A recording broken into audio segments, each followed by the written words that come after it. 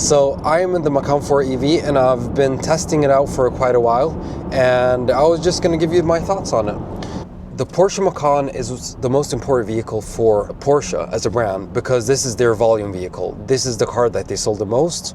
This is the car that people actually love. So it's a pretty big thing that they're actually leaving the combustion engine Macan for this entirely in Europe. So how is the car? So this car is actually, if you were to go as a Macan customer into this vehicle, you will feel that this vehicle is basically like the internal combustion engine. For example, the brakes, there is nothing weird, there is nothing jiggly in the end, so you can feel the recuperation. Actually, one of the funny things about this car is that you do not get any recuperation at all. They introduced something in the software that I noticed is that you can get a little recuperation by releasing the brakes, but basically the car keeps coasting if you take your foot off the gas. So it is intended to feel like you're driving a regular car. Basically, if you did not know that this was an electric vehicle, you would think that it's an internal combustion engine because you don't feel any difference at all.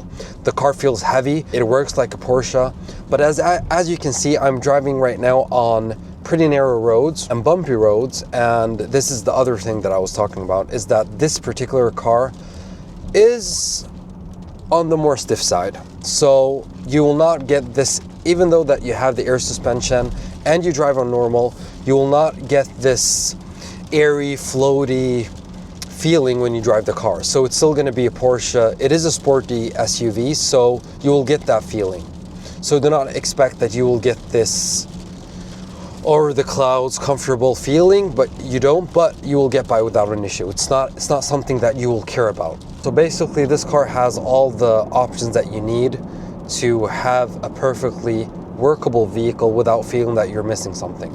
So it has the rear steer, it has the air suspension, it has power steering plus and the panoramic roof, it has the double insulated windows. So these are basically the things that you need. You would think that you would need the Sport Chrono Pack, which is maybe, you could call it maybe a signature thing for the Porsche lineup.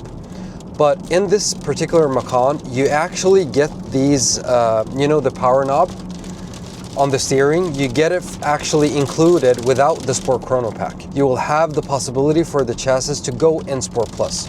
You will not get the extra acceleration, but you will actually get the suspension getting more tightened.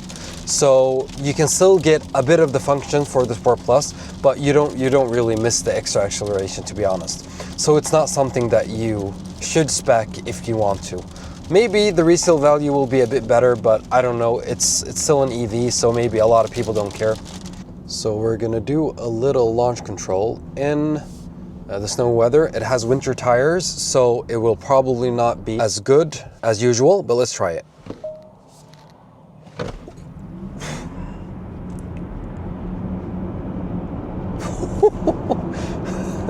So this car weighs 2.5 tons. It has winter tires, and it is only the Macan 4, and it still blows you away, even though it's about, I think it's 4.8 seconds, 0 to 100 kilometers an hour. So it's more than you need. In my opinion, to get the turbo, it's not even worth it. You can probably maybe get a Taycan if you want a more intense vehicle, or maybe invest in a 911 or something. So now we're actually going to try the Porsche Innodrive. And what happens is that on the screen right in front of you, you will actually get a little steering that is green. So if it's green, it means that the car is actually in Innodrive. If it's gray, that actually means that the car is only in adaptive cruise control and that the car will not steer by itself. So this is actually very important, that even though if you put in the Innodrive, it still will not be able to do what you want until everything is green. So this is something to think about. And the Innodrive is, to be honest, it's worth it because the car, for example, if you're in the city and there's a lot of cars in front of you, it will go down to 0 kilometers an hour. It will accelerate very well. It has a pretty good sense of if the car's in front of you, it breaks down pretty decently and stuff like that. So it's a pretty good function, but it's not something that's wow. And you can't leave your hand off the vehicle for a long time because it will immediately say, get your hands on the vehicle, which is actually pretty good, but it's worth the money.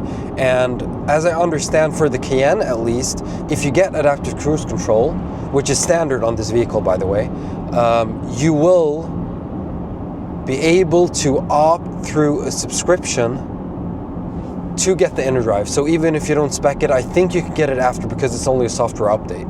But I'm not sure about that. I know that works for the Cayenne. I'm not really sure for the Macan. This car also obviously has heating pump as a standard.